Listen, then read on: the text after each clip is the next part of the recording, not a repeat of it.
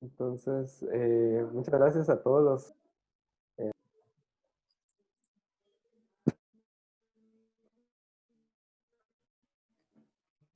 ah, sí, ya.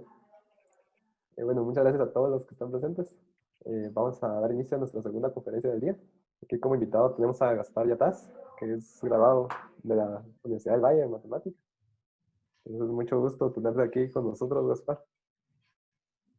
Gracias, Estuardo, también por la invitación y la idea es pues tratar de compartir un poco sobre una de las ideas que está como teniendo auge hoy en día y es básicamente como un espacio de discusión también porque la idea es discutir y ver cuáles son las fronteras que están ocurriendo y cuáles son como las matemáticas que están detrás de todo esto.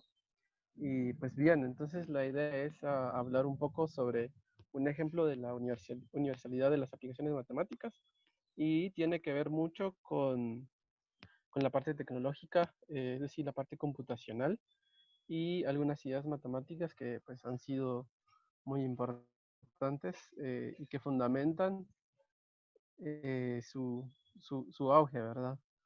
Entonces, pues ese es mi correo por si en algún actualmente estoy aquí en Santiago trabajando en colaboración con Tuicruchlief, que es una organización donde también estamos tratando de introducir las ciencias. Nos enfocamos un poco ahorita para la creación y modelado de cosas que tienen que ver con la reducción de contaminantes en el aire a través de desarrollo de estufas, por la parte de eficiencia y la parte de ambiente, más que todo. En Maya Hackers también estamos tratando de hacer otras ideas relacionadas a la astronomía maya en particular y algunos estudios de los calendarios y es bastante amplio. Y en Go pues ando haciendo y otros tipos para la parte de comercio y análisis de datos, ¿verdad? Ok, entonces lo que vamos a discutir hoy tiene que ver con blockchain y la parte de economía digital. Entonces, en esta primera parte, la idea es a nivel descriptivo tratar de asimilar los conceptos, porque la matemática que subyace usualmente es un poquito más y muy abstracta, ¿no? Entonces, no sé si se aprecia bien la pantalla. Sí, sí, se mira bien. Gracias. De acuerdo. Entonces, para la parte de la definición, es que nosotros hablamos de blockchain como una base de datos y la idea es que la motivación detrás del estudio del blockchain resulta que Harvard y Stornetta trataban de encontrar una solución a un problema sobre el sellado de documentos con la firma digital. El problema que ellos encontraban es que es difícil tratar de firmar documentos con la hora del tiempo de la computadora y con esto pues evitar la falsificación de documentos y otro tipo de bases de datos que tienen mucha relevancia. Entonces, lo que da realce a la resolución de este problema eh, se le nombra blockchain. Entonces, pero principalmente lo que nosotros entendemos por blockchain no es más que una idea de una base de datos, o más bien es un registro compartido y digitalizado. Y la esencia del blockchain es que no puede ser modificado a partir de que se realiza alguna transacción, una transacción de cualquier carácter, ¿no? Algo importante es que una blockchain como tal es una tecnología, principalmente tiene componentes como nodos. Un nodo básicamente es una computadora que tiene el registro, que tiene la información completa de todo lo que está ocurriendo dentro de la blockchain. Y principalmente necesita bloques, ¿verdad? Si ustedes separan la palabra blockchain, pues es una cadena de bloques. ¿Y qué es un bloque? Realmente un bloque al final es como un conjunto de información que tiene cierta propiedad. Y la propiedad es que básicamente lleva un proceso de criptografía y también tiene la parte de la información que es subyacente, ¿no? Entonces, la clave del blockchain como tal eh, es básicamente la función hash. Y la función hash creo que es la que le ha dado bastante poder a la blockchain, porque la blockchain como tal es simple. Es una base de datos y no tiene tanto poder, pero lo que enriquece la propiedad como tal, como blockchain, es la función hash. ¿Y qué es lo que hace una función hash? Simplemente lo que hace es agarrar varias función, se cripta y luego genera una cadena de texto que tiene una característica de que la longitud que tiene en base a lo que aplica la función siempre va a ser fija. Y cualquier palabra que a ustedes se les ocurra ingresar, esta tiene que devolver una cadena con una longitud fija. Entonces, eso es lo más esencial. Básicamente, eh, trata de cambiar a través de la función la información, el contenido que se está transmitiendo y lo deja por un lado como caracteres y para alguien que ve esa cadena pues no va a representar mucho porque no sabe cuál es el mensaje. Entonces la función hash básicamente lo que hace es tomar variables, se aplica dependiendo el protocolo, el algoritmo de la función hash, lo que devuelve es justamente una cadena de textos, que en este caso tiene una longitud fija siempre. Puede ser de 64, puede ser de 82, o una cantidad que se haya predefinido en la función hash. Luego, ah, para poder crear una función hash, un resultado del estudio primordial respecto a la pérdida de información y básicamente en el registro de toda la información que se tiene, es posible que alguien, por ejemplo, se le ocurra aplicarle una función hash a diferentes textos y que en un momento, pues, la cadena que resulte sea la misma. Entonces, dentro de la blockchain vamos a tener problemas sobre qué tipo de mensaje es la original y nos puede dar conflictos. Entonces, para esa idea, se define lo que es la primera propiedad y básicamente tiene que ver con que no se repita o que no ocurra eso. Y usualmente en la literatura se le conoce como resistencia ante colisiones. Y básicamente se dice que no puede encontrarse eh, que yo tenga dos entradas que son distintas y que al momento que se le aplique la función hash, estas me den una cadena igual proveniente de las entradas. Entonces, eh, computacionalmente hablando, decimos que no es factible y que nadie puede encontrar esas entradas que generan tal cadena. Sin embargo, no quiere decir que no existan eh, tales tipos de hash, sino que lo que queremos decir es que es complicado a nivel computacional que se pueda dar esta naturaleza, que alguien pueda encontrar esas entradas que nos den una cadena igual, ¿verdad? Entonces, cuando se cumple esa propiedad, pues eso ya nos da mayor seguridad en el momento de manejar la base de datos. Y también nos dice, por ejemplo, si yo tengo un hash eh, y quisiera, por ejemplo, saber qué información o qué mensaje trae, nos dice que también cuando nosotros aplicamos una función hash y el mensaje que tratamos de enviar dice una cosa, para las personas que están recibiendo, viendo el mensaje, no van a entender el mensaje y esa es la idea. Entonces, la idea aquí es la ocultabilidad, es decir, nosotros no vamos a ser capaces de ver a simple ojo cuál es el mensaje que nos están enviando y por lo tanto básicamente no hay manera de que yo pueda, a través de la cadena, que es el hash que me está dando la forma de visibilizar, saber del cuál mensaje proviene. Entonces, eso nos da como que la idea de que esto es secreto, ¿verdad? Nos da la sensación de que nos permite decir de que no hay manera de poder encontrar el mensaje original. Entonces, esa es otra propiedad de la blockchain para la función hash.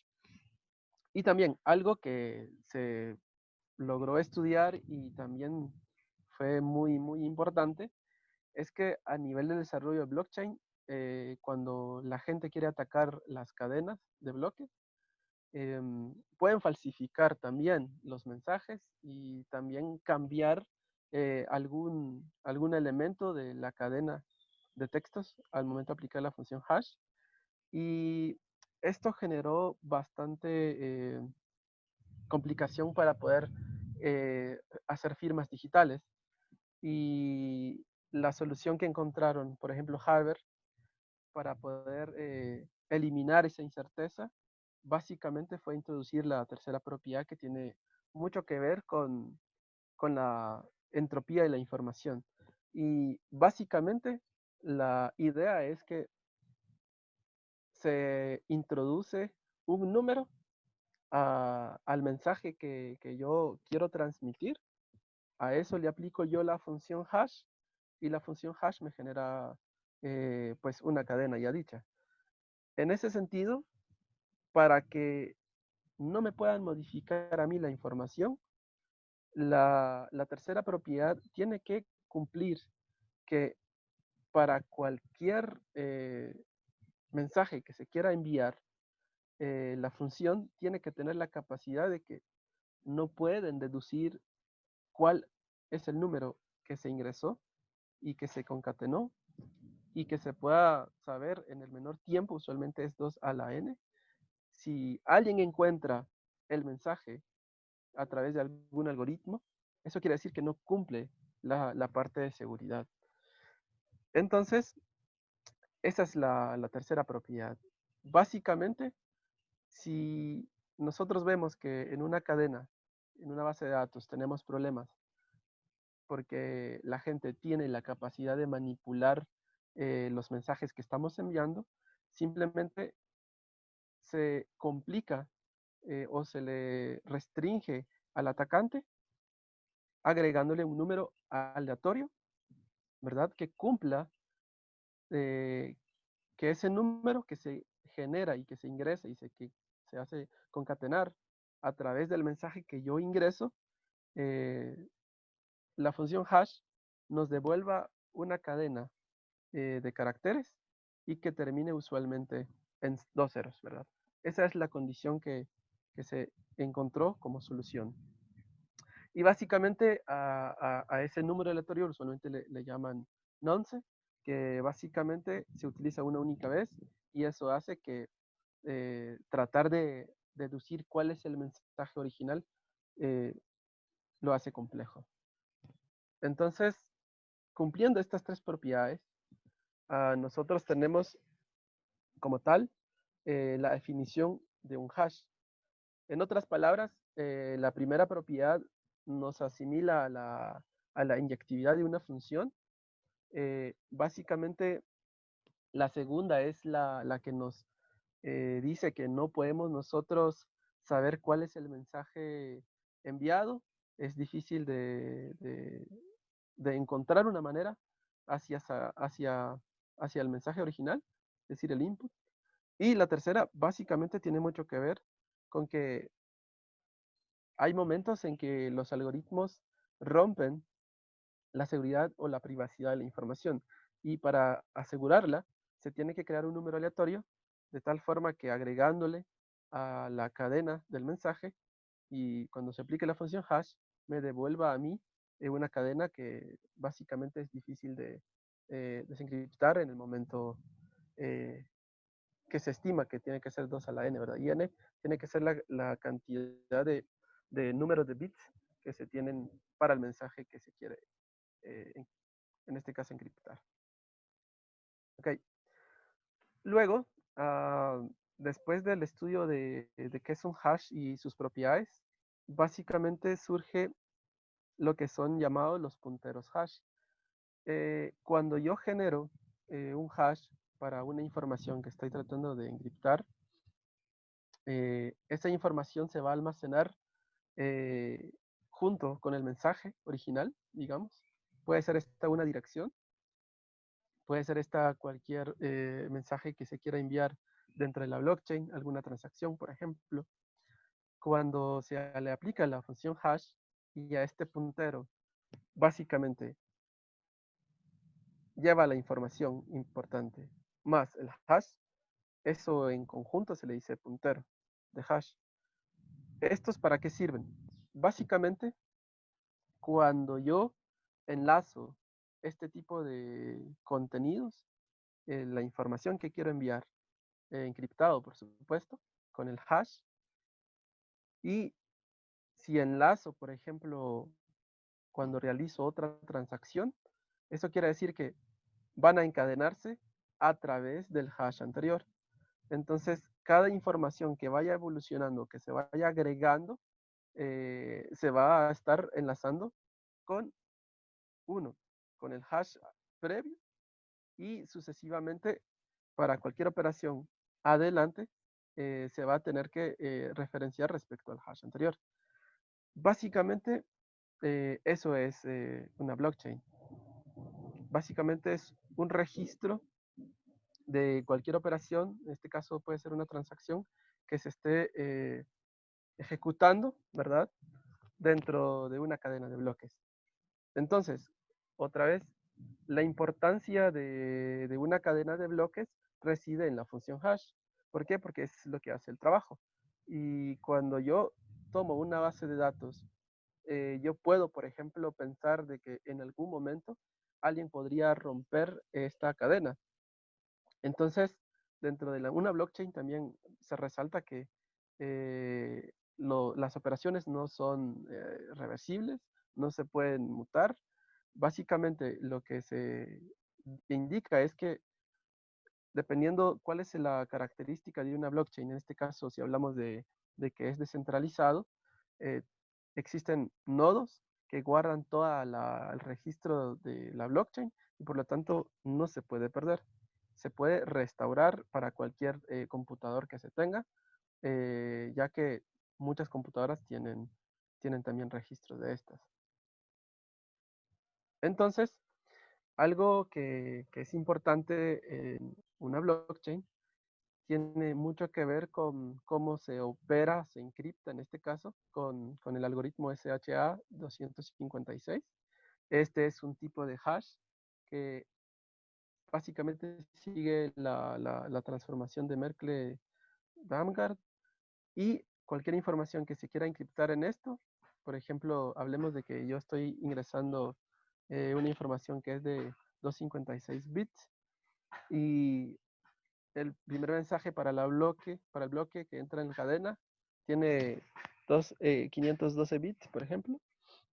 Y para otros mensajes que van ingresando en la cadena, esta lo que hace es que encripta todo ese mensaje para un solo hash. Entonces, yo debo de obtener una cadena de textos fijas, ¿verdad? No importa cuál es la cantidad de mensaje que yo estoy tratando de ingresar. Un ejemplo para eso es el siguiente. Vamos a ver si lo tengo aquí.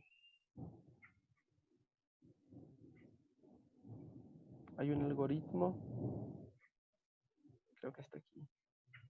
El algoritmo, ¿qué es lo que hace? Por ejemplo, para cuando yo ingreso eh, una cadena de texto, por ejemplo, puede ser mi nombre, Gaspar, por ejemplo. Entonces, el hash, ¿qué es lo que hace? Tratar de generar pues una cadena de textos, ¿verdad? Esta es la cadena. Y cuando yo, por ejemplo, agrego un punto, esta misma cadena, pues básicamente se actualiza porque no existe, no son iguales, no hay forma de que yo, por ejemplo, cambiando cualquier texto que sea de entrada, me dé un mismo hash, ¿verdad?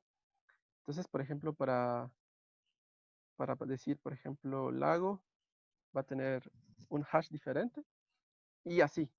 Eso es lo que nos permite el espacio del hash. Básicamente viene desde un espacio infinito hacia un espacio finito, ¿verdad? Porque nosotros tenemos que la longitud de esta cadena pues, es finita. Y nosotros podemos pues, pensar de que existen, eh, por ejemplo, alguien ha hecho un ejemplo de que ingresó un libro de Shakespeare como un input y tiene sobre ella pues una cadena encriptada, ¿verdad? Entonces, para nosotros no tendría sentido qué significa lo que estamos viendo en esta cadena, pero la persona que trató de encriptar esto pues tiene el mensaje, ¿verdad? Ahora, básicamente en la blockchain, por ejemplo, cuando yo genero con un hash este tipo de información, eh, eso se enriquece para la parte de la privacidad, ¿verdad? Eh, Otras componentes como las llaves públicas y llaves privadas, eso los vamos a discutir más adelante.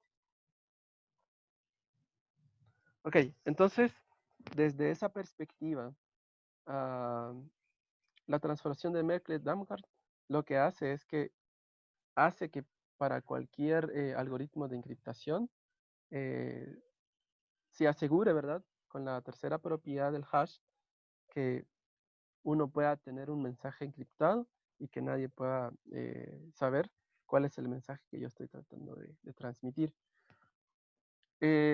Una evolución respecto al algoritmo como tal también tiene que ver con el árbol de Merkle.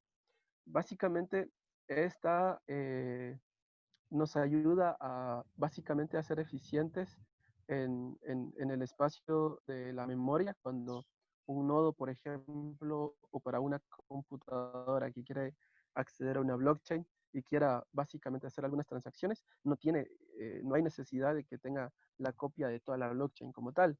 Entonces, para poder hacer eficiente el uso de la blockchain como tal, se crea, por ejemplo, el árbol de Merkle, que en sí lo que hace es hacer una especie de árbol y la base de datos como tal solo le importa como el encabezado de cada bloque y básicamente se genera una especie de anidación, ¿verdad? Y eso pues ya la memoria que necesita es bastante mínima comparado con toda la cadena de bloques como tal. Eh, Ese es el proceso de anidación. Básicamente la función hash es la que otra vez simplifica todo el trabajo de la cadena de bloques, porque aquí el árbol lo que nos indica es que se pueden anidar en espacios más simples, ¿no? Más reducidos. Entonces, am, viendo la parte ilustrativa, nosotros podríamos pensar que en un ejemplo, y aquí, por ejemplo, yo estoy ingresando pues, por ejemplo, la palabra cat y a mí me da un hash y ustedes ya ven la cadena que sale. Ingreso otra palabra sucesivamente, ¿verdad? Entonces tengo un hash que básicamente encripta la información. Ahora, veamos lo siguiente. Imaginémonos un escenario en que yo tengo un registro de ciertas operaciones. Llamemos que alguien pues quiere dar dinero a alguien y digamos que tenemos 10 personas y estas 10 personas pues están tratando de darse o intercambiar dinero, ¿verdad? Y para la parte en que nos importa, que tiene que ver con que nuestro inventario, nuestro registro pueda tener alteraciones respecto a que alguien quiera pasarse de listo y quiera robar o básicamente alterar todo el registro. En ese caso, pues, esto es un problema real que se tuvo que resolver para el blockchain como tal.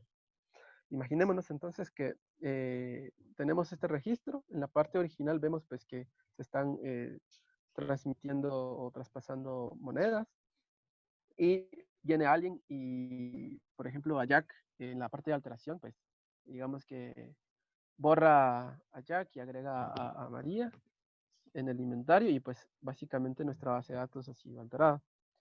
Eh, Luego, alguien que está a cargo, pues básicamente se da cuenta de esto. Y como se da cuenta de esto, dice, bueno, lo que tenemos que hacer ahora es tratar de encontrar un algoritmo, una forma en que yo pueda asegurar todo el registro, ¿verdad? Para que nadie pueda manipularla. Entonces, imaginémonos que estamos usando la función hash.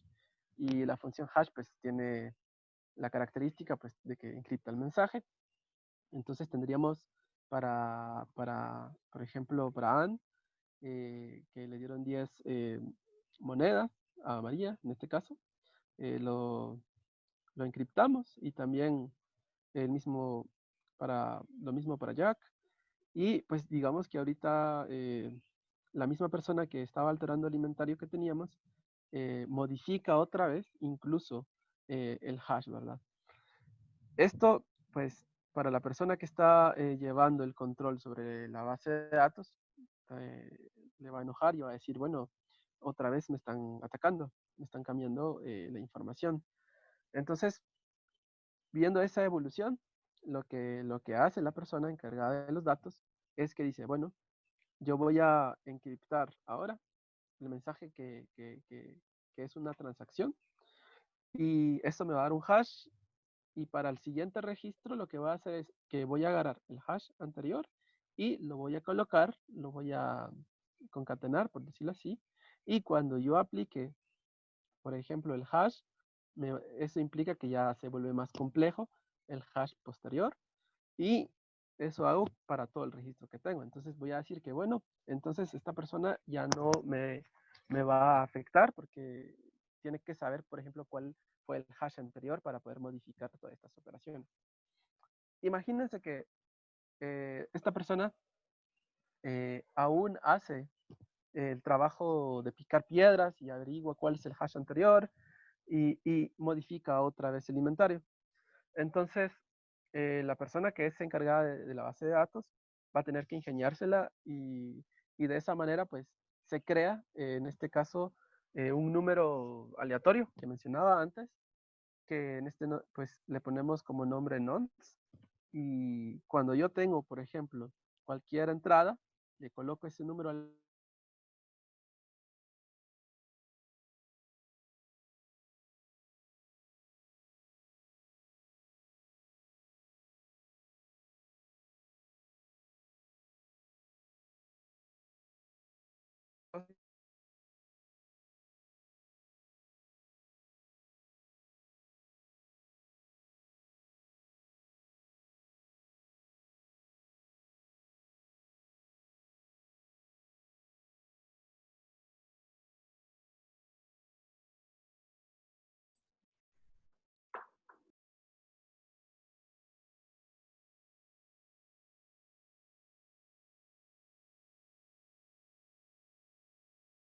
Ok, no hay problema. Continuamos entonces. Sí, ok,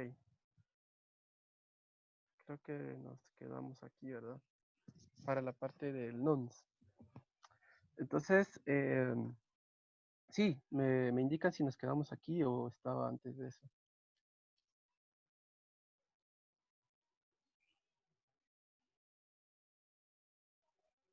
No sé si todos escucharon hasta el nonce. Me pueden indicar.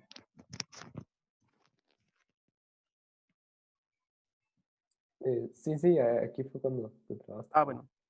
Entonces, para la parte que mencionaba de que ahorita cuando la función hash hace este proceso de que admite, por ejemplo, un número aleatorio que tenga la condición de que cuando se concatene con la transacción como tal o con el mensaje que se quiere enviar, cumpla que en los últimos dígitos pues se tengan los dos ceros. Eso básicamente nos va a dar mayor seguridad y la privacidad va a ser mucho mejor, ¿verdad? Ahora, una de las aplicaciones que tiene la blockchain como tal, ya aparte de todo lo que se puede hacer, como el uso en inventarios, también como soluciones para aplicaciones. eh, por ejemplo, la moneda digital, una filosofía que se estuvo haciendo auge desde el 2008, 2009. También, pues, esta viene con la idea de resolver el problema del doble gasto, porque en una blockchain, como mencionábamos, cuando alguien quiere hacer transacciones y si no sabe, por ejemplo, que cuando alguien envía una transacción y luego le envía a la otra persona, o más bien envía a diferentes, por ejemplo, destinatarios, ¿cómo sabe la blockchain si la persona no está, eh, digamos, consumiendo la mayor cantidad de monedas que tiene en su billetera, por ejemplo, que básicamente ya serían déficit? Y para poder corregir estos envíos, pues se tienen que saber, por ejemplo, el estado de cuenta y revisar cada transacción que se hizo dependiendo del momento en que ingresó. Y a partir de eso, pues otras personas que son destinatarios no van a tener el dinero como, como resultado de la transacción, porque básicamente se tiene un saldo limitado. Entonces, para poder eh, limitar y evitar el problema del doble gasto, básicamente, pues, justamente se lanza la idea de Bitcoin como tal. Bitcoin es una moneda electrónica y la filosofía como tal viene a tratar de resolver este problema del doble gasto. Entonces, otra vez, el problema de doble gasto no es más que, por ejemplo, para un usuario que está dentro de una red, quiera enviar transacciones a diferentes direcciones, pero se tiene que corroborar dentro de la misma red de que la misma persona no esté enviando con su propio dinero o que se exceda de envíos sobre la cantidad de saldo que tiene. Es decir, no puede excederse o no puede gastarse más de la cantidad de saldo que tiene. Entonces, para evitar esto, y esto ha sido un problema bastante complejo a nivel digital, porque nosotros pues conocemos el sistema financiero como tal y todos estos sistemas son centralizados, porque, por ejemplo, para yo enviar una transacción monetaria, tengo que pedirle al banco que envíe una cantidad de dinero a otra dirección, a otra cuenta, ya sea a otro banco o al mismo banco, y entonces el banco tiene que hacer toda la movida, por decirlo así. Mientras que la filosofía del Bitcoin es que se tengan monedas, más bien es una moneda electrónica, y estas monedas que son digitales eh, no necesite la confianza de alguna institución que pueda hacer todas esas transacciones o todas esas movidas. Más que todo, pues es la idea de que sea una moneda que conecte a usuarios con usuarios. Y eso viene a resolver también el problema del doble gasto. Entonces, ¿cómo se define la moneda electrónica? Básicamente como una cadena de firmas digitales. Entonces, un ejemplo aquí es en la figura 5, ustedes ven una transacción, cómo es el proceso en esta propuesta. Eh, Satoshi Nakamoto, quien fue o es considerado, no se sabe si es una persona, es un grupo, así como los Bourbaki, diría yo, pero para la parte de las monedas electrónicas, eh, Satoshi lanza Bitcoin con la filosofía de que sea una moneda descentralizada y que cumpla que cada transacción no pueda corromper, no pueda pasarse, de que pueda, digamos, hacerse reversible en algún momento y que también existan alteraciones con el problema del doble gasto. Eh, un ejemplo de las transacciones son, por ejemplo, ¿qué se necesitan? Pues básicamente una clave pública que puede ser del dueño 1, por ejemplo. Esa clave, por ejemplo, se encripta con un hash. Luego viene la firma del dueño 0, que en este caso sería como podríamos llamarle como la firma madre, ¿verdad? Donde se originan todas.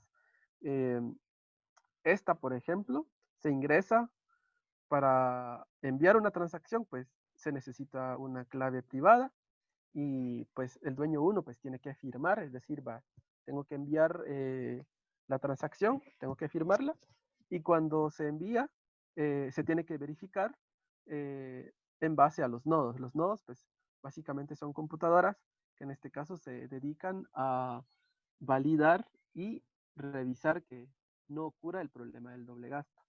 Básicamente se aseguran a nivel de distintos nodos, ellos verifican que la transacción es legible, es correcta, no está violando ninguna de las reglas de la blockchain. Y esto pasa a ser considerada dentro de la cadena para su proceso de confirmación.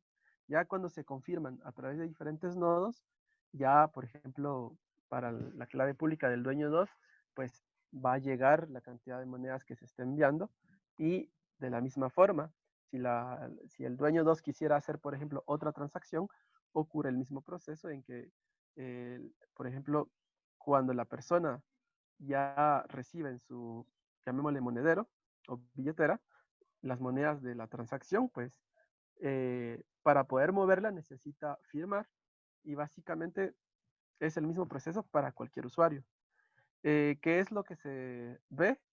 Básicamente aquí lo interesante o la esencia es que hablamos de firmas digitales y básicamente es tomar a la blockchain y darle ese poder de encriptación para cualquier usuario que quiera hacer uso de la blockchain, básicamente necesita más que una clave privada, que eso le va a permitir hacer todo el proceso de firmas, de transacciones y de todo lo que se quiera hacer en la blockchain. Básicamente, para el caso del Bitcoin, la firma digital utiliza el algoritmo SDSA.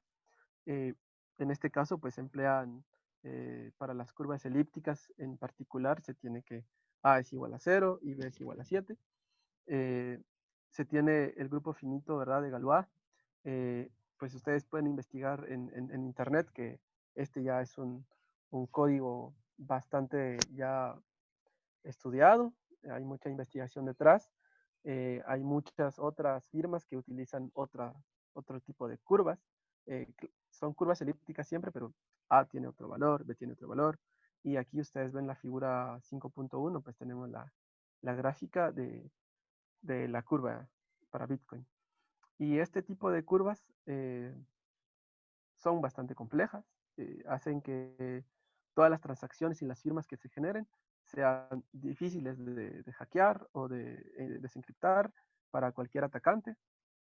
Y eso es lo bonito que tiene la matemática en este caso, lo que le da la fuerza, la privacidad y la seguridad al sistema, tal como blockchain, es que corre con matemática bastante sofisticada.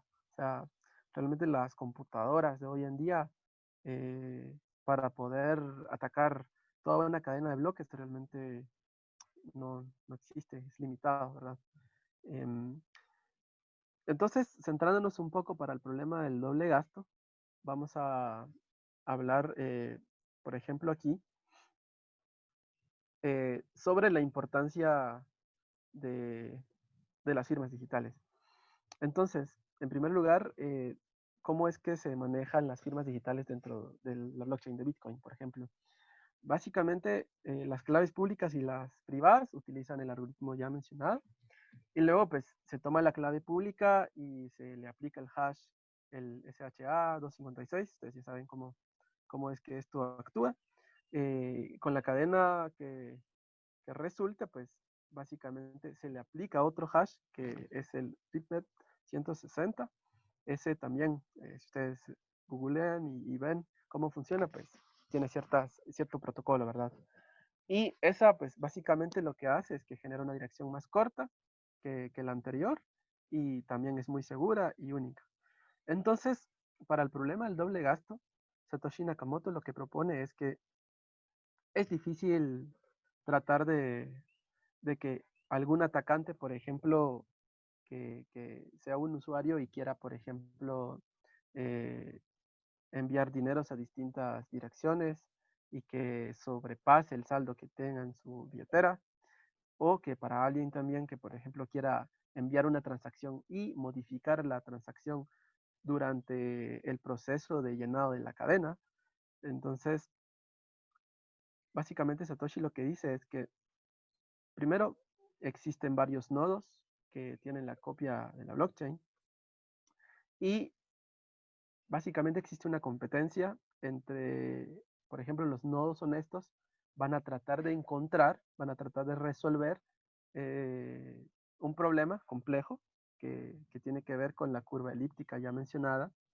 Y la idea es que cuando entonces uno de los nodos, que en este caso es un minero, resuelve la ecuación complicada para el sellado de una cadena, porque recuérdense, entonces una cadena básicamente tiene diferentes transacciones que se van agregando conforme se llena la cadena, y cuando esto ocurre, digamos que el nodo atacante, que la idea que tiene es tratar de agarrar todo el nodo y sobre ese nodo pues quiere modificar algunas transacciones, por ejemplo monedas, eliminar saldos o lo que sea, o también él quiere, por ejemplo, enviarse monedas a su billetera para aprovecharse de la operación o sacar ventaja.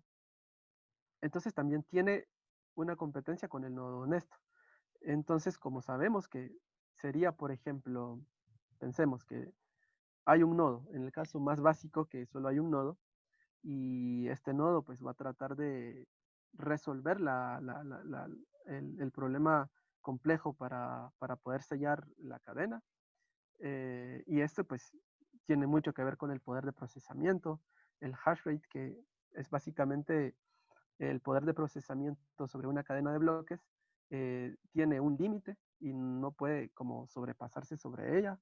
Y también cuando este límite se alcanza, pues se sella una cadena y esta cadena pues se manda a todos los nodos para que revisen, validen y que con la llave que ellos ya tienen puedan saber si realmente la cadena que están sellando es válida, es legible y que no ha habido fraude. Entonces, dentro de esta disputa, pues Satoshi lo que ve es que básicamente es difícil a nivel de tiempo y en procesamiento. Ya él plantea pues de que la forma en cómo el atacante podría actuar considerando z cantidades de bloques, por ejemplo, tiene una distribución gaussiana, perdón, de Poisson, y esto implica que existe un decaimiento exponencial sobre el ataque que éste puede hacer. Y Satoshi propone un algoritmo, ¿verdad? Un código ahí que analiza la distribución como tal, sobre cómo decae el atacante, sus probabilidades, por ejemplo, de éxito. Y, y aquí también, pues, nos recuerda Satoshi que el problema este del atacante y la competencia que tiene con los nodos honestos tienen que ver con el problema de las competencias que están, por ejemplo, estas de juegos que son aleatorios, que son estocásticos, y la probabilidad que estas tienen que son binomiales sobre el éxito o el fracaso que puedan tener. Eh, este problema que tiene que ver con la ruina del jugador, por ejemplo, nos dice de que en cualquier juego, por ejemplo, distintos jugadores entran con un capital inicial durante n cantidades de movidas, de partidas, por ejemplo, uno tiene la probabilidad de que al final del juego, pues se quede con todo el saldo de los otros usuarios, o también ocurre de que para un usuario, pues en una cantidad finita de movidas, también puede que se le termine su saldo, por lo tanto siempre va a haber alguien que gane. Y basado en esa idea, Satoshi de manera intuitiva, no hace un desglose muy analítico, ¿verdad? Intuye que básicamente para cualquier atacante que quiera modificar las cadenas de bloque y que quiera sacar ventaja y hacer aprovechamiento ya sea de las transacciones, de las comisiones que éstas pueden llevar y también sobre eh, hacer aprovechamiento sobre monedas que se pueden enviar y que él las pueda recibir en su monedero. Esto no puede ocurrir. Hay una probabilidad, sí, que pueda ocurrir, pero la probabilidad en base a la complejidad de los nodos no es factible hoy en día. Eso es lo que dice Satoshi. Luego, recientemente, Grunspan y Pérez Marco, ellos demuestran en un artículo que también es relacionado al problema del doble gasto, con matemática un poco más pesada, deducen una forma analítica de probar de que la probabilidad que menciona Satoshi sobre que en cualquier momento un atacante pueda corromper el sistema para los nodos honestos, realmente es bastante sesgado, porque lo que nos dicen Pérez Marco, por ejemplo, es que en realidad existe una probabilidad, pero la probabilidad es que básicamente el atacante tendría que tener por lo menos eh, básicamente un 35 a 51% de todos los nodos para poder hacer eh, alguna estafa, algún fraude sobre el sistema blockchain que se esté manejando en ese mundo del Bitcoin. Entonces, ellos deducen también una forma analítica de probar sobre las distribuciones de Poisson y el problema del doble gasto. Otra vez estudian el problema de la ruina del jugador, mencionan un poco sobre el problema de los bizantinos, que tiene mucho que ver con cuál es la honestidad de los nodos, por ejemplo, de que se confíen y que se deduzca la verdad de que, por ejemplo, algún nodo esté mintiendo entre ellos y se pueda saber sobre la veracidad del hash que se estén usando. Y basado en eso, pues eh, es poco probable que realmente se pueda manipular toda la blockchain como tal, porque la complejidad que hay detrás y lo que vienen haciendo las firmas digitales como la SDCA y, y el hash ya mencionado, pues le dan una encriptación bastante fuerte, difícil de manipular, y viendo el juego como tal, entre la competencia entre los nodos y el atacante, pues no es tan probable que ocurra, ¿verdad? Y eso pues se menciona mucho. Entonces solo voy a mostrarles de, de ese artículo en particular. Ustedes lo pueden buscar en internet y también en otra oportunidad podemos discutir sobre este artículo, ¿verdad? Que a mí me parece que es una belleza. Tiene, hacen un desarrollo analítico, parten desde la idea de que presenta eh, Satoshi, ¿verdad? De manera intuitiva y un poco de cómputo. Ellos definen a través de la función beta, por ejemplo, incompleta, a través de la función gamma, hacen el estudio de probabilidad sobre el éxito del atacante y llegan a la conclusión de forma analítica. Entonces, a mí me parece que este artículo es bastante importante y hay que revisar, la verdad. Para los que estén interesados, pues en un próximo podemos discutir esto, ¿verdad? Es, es bien un material para un semestre realmente.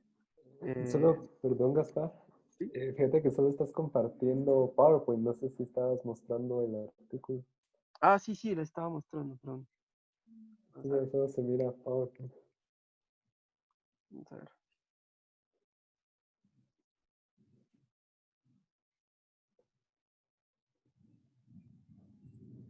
Ahora sí, Oh, no sé si. sí, ahora sí. Va, ahora Gracias. sí, perdón. Básicamente, este es el artículo que les mencionaba, ¿verdad? ¿Verdad? Hecho por Knussman y Pérez Marco, analizan básicamente las ideas que propone Satoshi, ¿verdad? Sobre el problema del doble gasto y hacen como deducciones eh, a partir de esas ideas analíticas, establecen teoremas. Ustedes pueden ver lo que mencionaba antes, utilizan la forma incompleta de desarrollo, eh, también, perdón, utilizan la forma incompleta de la función beta, también la función gamma.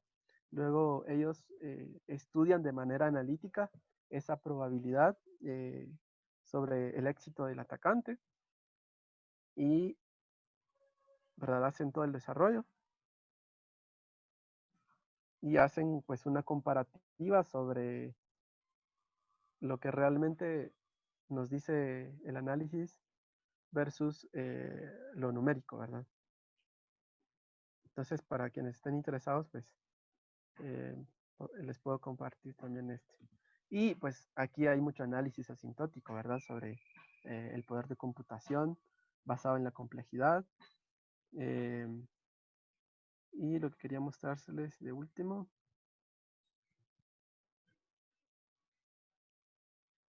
Bueno.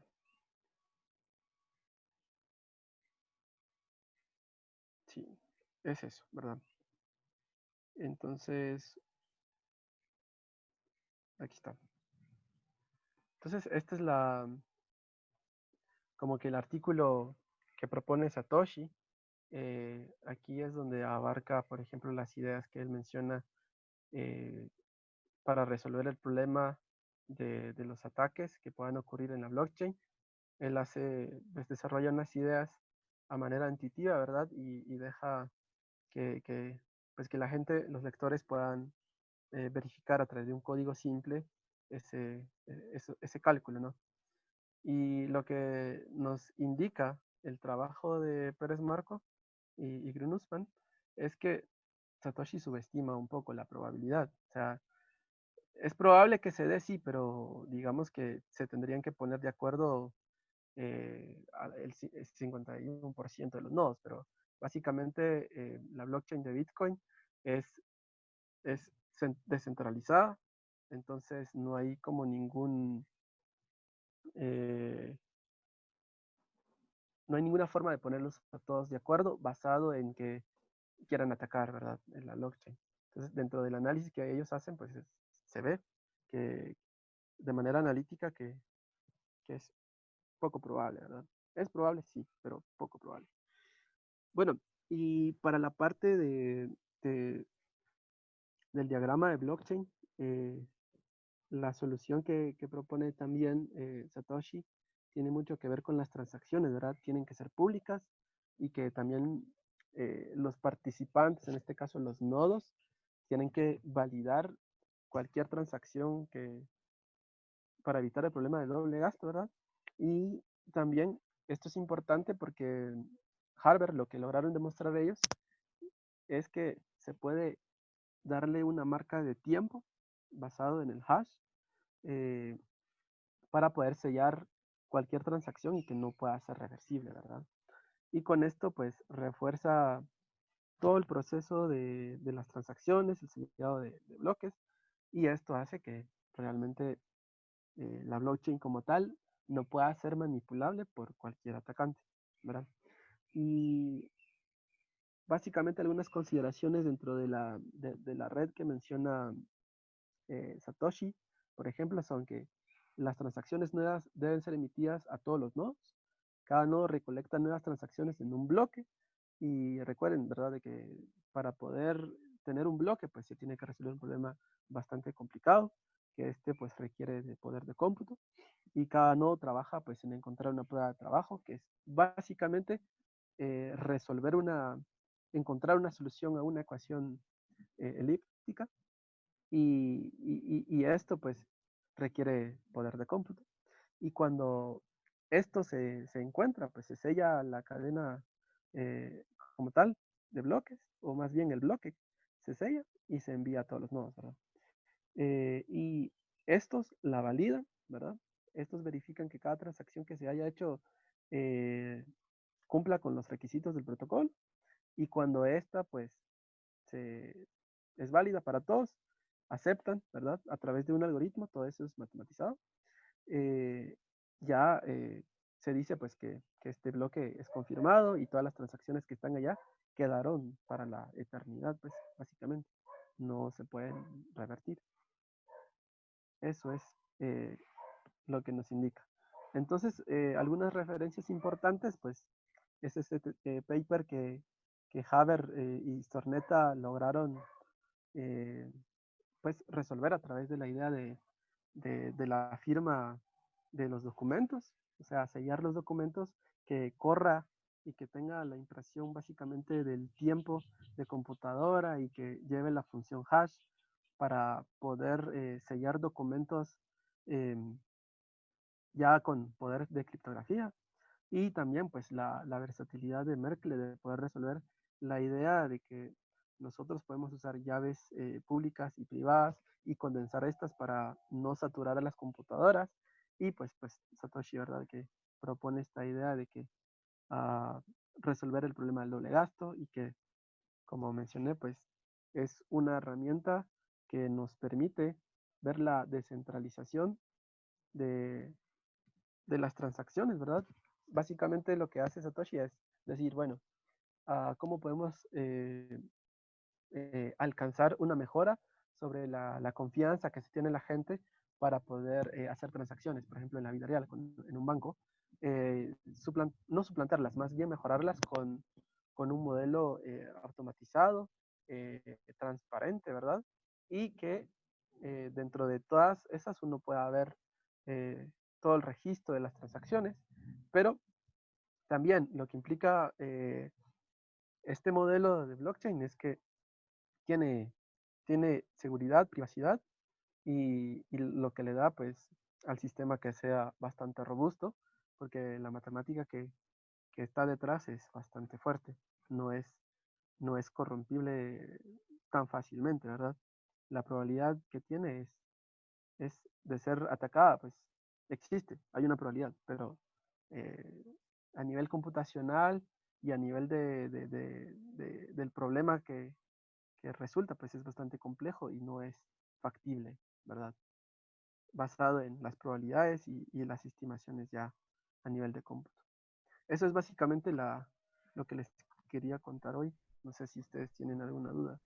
Sí, muchas gracias, Gaspar.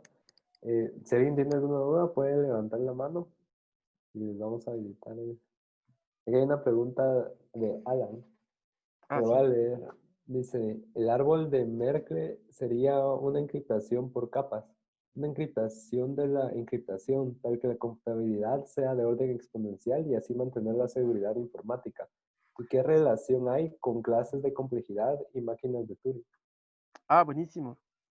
Pues bien, para la primera parte, sí, básicamente la idea es como anidar, ¿verdad? Todos los procesos de encriptamiento y que éstas puedas no tengan que ocupar mucha memoria y cabal. La idea es que entre más anidadas estén, más complejas se vuelven modificar cualquier transacción. Entonces habría que, por ejemplo, eh, si yo quisiera, por ejemplo, atacar cualquiera, una de las transacciones dentro de un bloque, tendría que yo, por ejemplo, modificar para todas las computadoras que tienen una copia de la transacción. Y entonces hacer eso es bastante complicado y por lo que se menciona, ¿verdad? De que este crecimiento es bastante exponencial. Y entonces eso hace que la complejidad como tal sea difícil de corromper. Y por otro lado, a nivel de complejidad, de hecho, estas se desea, ¿verdad? A nivel de cómputo que sean o n, o sea, ni siquiera es polinomial, ¿verdad? Entonces, esas son, ¿verdad? Son de, por lo menos, de carácter lineal. Eso es lo que se desea para que realmente las transacciones sean sofisticadas, sean accesibles para el nivel de adaptabilidad a la que vamos. Eso es un término que se le llama dentro de blockchain escalabilidad. Por ejemplo, Bitcoin es más lenta que otro tipo de monedas digitales. Por ejemplo, Ripple, que esa puede hacer transacciones en segundos, pues no se puede comparar con Bitcoin, porque Bitcoin se tarda minutos en poder hacer una transacción, por ejemplo. Si hablamos de pagos, por ejemplo. Y que tiene que ver